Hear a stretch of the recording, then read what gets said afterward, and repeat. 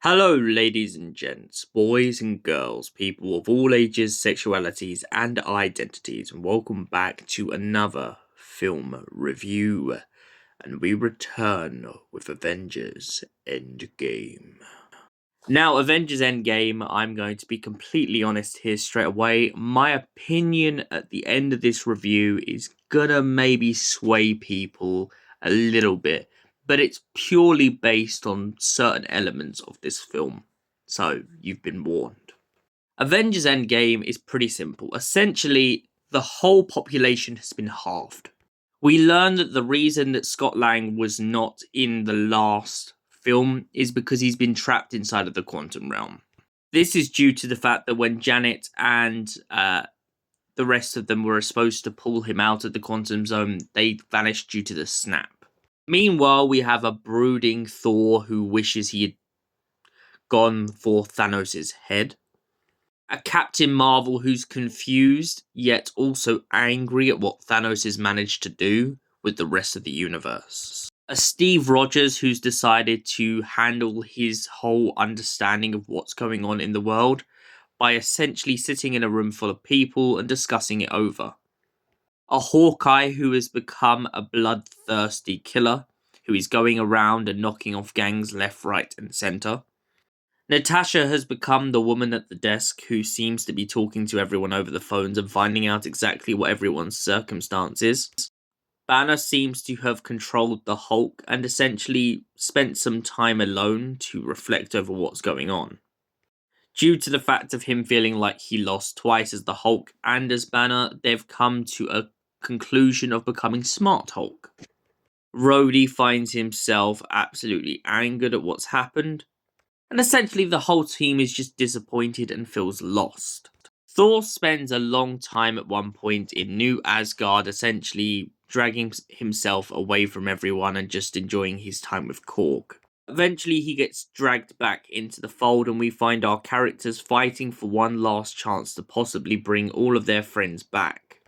Tony comes up with the idea to use time travel, and the group managed to figure out the times and places where all of the stones would have been in history and the perfect time to snatch them so that they can have them in the here and now and reverse the effects of what Thanos has done. However, what they don't take in for account is the fact that if they go through this plan and go to Thanos, they will end up bringing a version of Thanos to the present. Bruce manages to convince the Great One to give him the Time Stone with the promise that he will return it. We find Gamora going for the Power Stone, and we watch as Natasha decides to give up her life so that Clint can get the Soul Stone. Our Avengers manage to return with a casualty or two and manage to bring the stones back to the present. They get ready to snap their fingers, but due to the fact that no one else can wear the glove except from Bruce, we watch as the gamma-radiated Hulk snaps his fingers and brings everyone back. However, what he doesn't anticipate is that Thanos is already on their tail and knows exactly what they've been doing. He crash lands and destroys the whole Avengers campus and causes a lot of them to be crushed under the rubble. They have managed to escape the rubble except for the fact that they end up getting chased out by what appear to be mutant alien dogs that Thanos seems to have concocted. Thanos then begins to preach to the group about the fact that they couldn't live with their failure, so it led them back to him. Luckily for them, the snap works and the whole group of people who were once lost have come back to being into place. They manage to fight Thanos, but Tony knows that there's still one problem left: how to defeat him. Doctor Strange once said to him in the last film that there was one option in which they win. Tony knows that the only way to win is to complete the snap again, but this time to erase Thanos once and for all. Tony snaps his fingers and says the words, "I am Iron Man." and Thanos watches as his entire army is killed around him. Defeated and broken, Thanos finally learns his lesson not to mess with the Avengers. However, we watch as the Avengers begin to grieve over the death of Iron Man, aka Tony Stark. Lots of people go to the funeral, and we later learn that Cap decides to go back in time to return all the stones to their proper time and place. However, he decides along the way not to return back to the present, as with the time travel, he can go and see Peggy Carter. We're then introduced to an old Captain America who decides to pass the buck on to the Falcon, claiming that he wants him to be the next Captain America. Now, before I get into my scoring for this film, let me get into my controversial opinion on this. I really enjoyed this film overall. I love the idea of them trying to get the stone so they can snap back Thanos.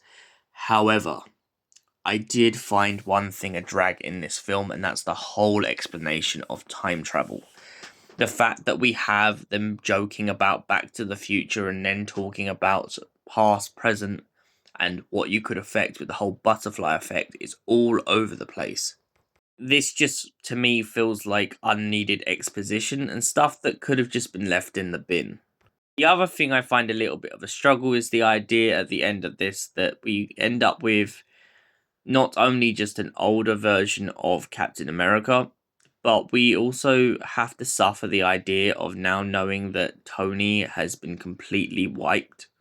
Now, of course, this doesn't stop them from recasting Tony Stark in the future and bringing in a new Iron Man from a different universe, especially with the whole multiverse saga we're in at the moment. But I do feel like Robert Downey Jr. did an incredible job as Iron Man, and it will always stand as testament in this film. So overall, what would I give this? Honestly, I would give this at least still a solid 8 out of 10. Thank you for watching, and we'll see you in the next film review. Until then, stay beautiful, you beautiful people.